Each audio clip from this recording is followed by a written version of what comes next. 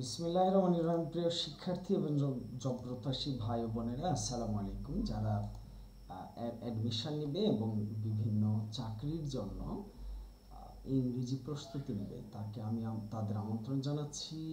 আমি Abdul Alim, Nahid Alim YouTube channel পক্ষ থেকে। আমাদের ক্লাসগুলোতে অবশ্যই কমেন্ট করবেন এবং কমেন্ট করলে আমরা আরও নতুন নতুন ক্লাস করাতে উদ্বুদ্ধ হব। সকলের জন্য শুভকামনা। আজকে একটা বাক্য দেখতে পেয়েছি, সেটা হলো Dhaka is a big city. Dhaka কোন নাউন? এটা একটা প্রপার নাউন, কারণ ঢাকার নির্দিষ্ট নাম বোঝায়, আর নির্দিষ্ট নাম বোঝালে নির্দিষ্ট শহরের নাম বোঝায়, আর নির্দিষ্ট নাম বোঝালে কি হয়ে যায়? এটা একটা proper noun.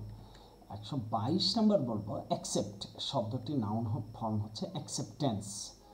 Accept a noun হলো অ্যাকসেপ্টেন্স, ACEPTANCE, অ্যাকসেপ্টেন্স।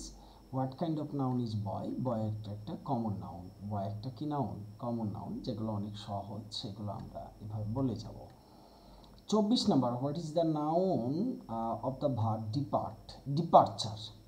ডিপার্ট প্রস্থান, ডিপার্ট প্রস্থান করা, তার নাউন হলো ডিপার্চার, DEPARTURE, ডিপার্চার।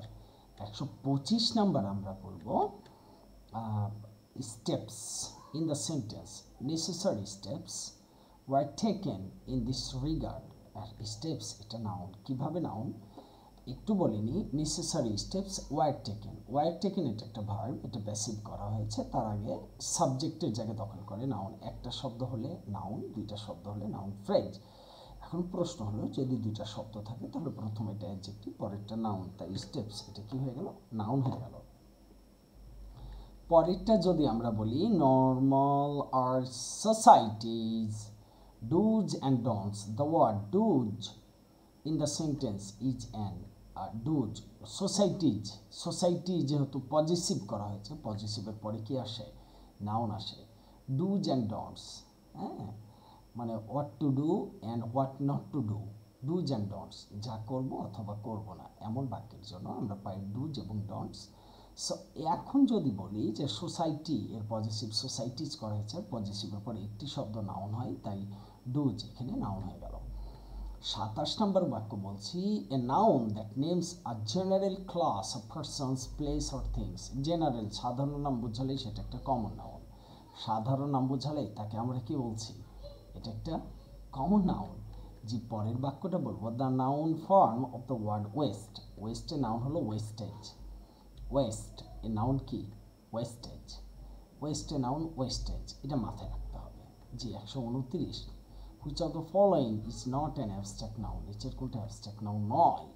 আর সেটা হলো বলি ফ্যামিলি, কারণ ফ্যামিলি একটা কালেকটিভ নাউন, বাকি সবগুলোই কি? Abstract noun.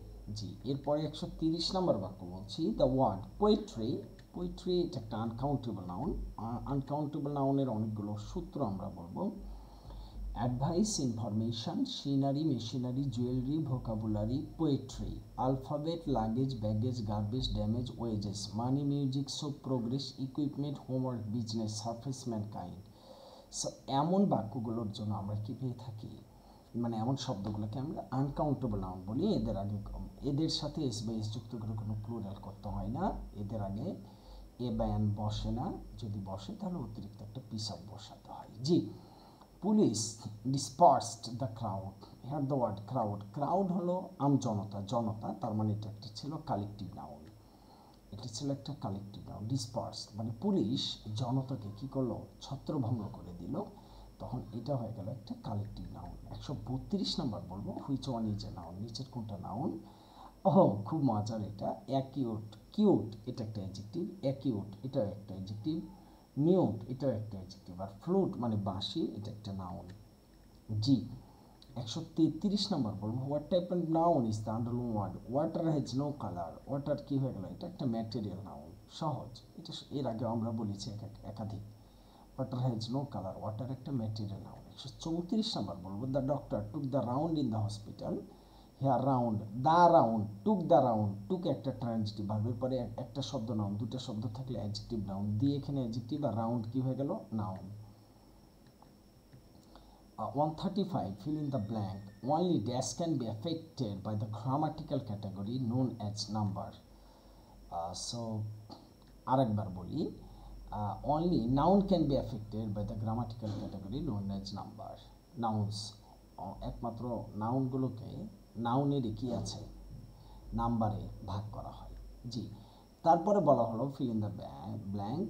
He give me some good advice বলবো some good advice, কারণ অ্যাডভাইসের সাথে এস বাই এস যুক্ত করে কখনো প্লুরাল করা হয় না। অনেকে বলতে পারে যে এখানে তো সাম গুড আছে, সাম আছে, তাহলে সাম থাকলে অ্যাডভাইসেস হয় না, এই আইডিয়াটা ভুল। কী করতে হবে, গুড অ্যাডভাইস মানে সাম অ্যাডভাইস, কখনো অ্যাডভাইসেস হয় না। 137 নম্বর বলবো what type of noun the word infancy is. Infancy এটা একটা অ্যাবস্ট্রাক্ট নাউন, ইনফ্যান্সি এটা একটা হলো অ্যাবস্ট্রাক্ট নাউন। কীভাবে অ্যাবস্ট্রাক্ট নাউন আমরা বলে দিচ্ছি, কারণ শব্দটার শেষে সিওয়াই আছে, আর যদি কোনো শব্দের শেষে সিওয়াই থাকে তাহলে সেটা নাউন হয় এবং সেটা হলো অ্যাবস্ট্রাক্ট নাউন। 138 বলবো we had some fun. Fun একটা আনকাউন্টেবল নাউন। আরেকবার বলছি ফান এটা একটা আনকাউন্টেবল নাউন, তাহলে সঠিক উত্তর কী হয়ে গেল, আনকাউন্টেবল নাউন। 39 বলছি which of the following is a noun, নিচের কোনটা নাউন, তাহলে সেটা হলো ইনভাইটেড একটা ভার্ব, টাইট এটাই নাউন, মাইট নয়, এবং রাইট অবশ্যই ভার্ব। সো টাইটও হলো টিআইজিএসটি, এটা হলো টাইট করা। সো মাইট এই শব্দটা আমার অজানা ছিল, আমি জেনে নিলাম মাইট হলো এটা একটা নাউন।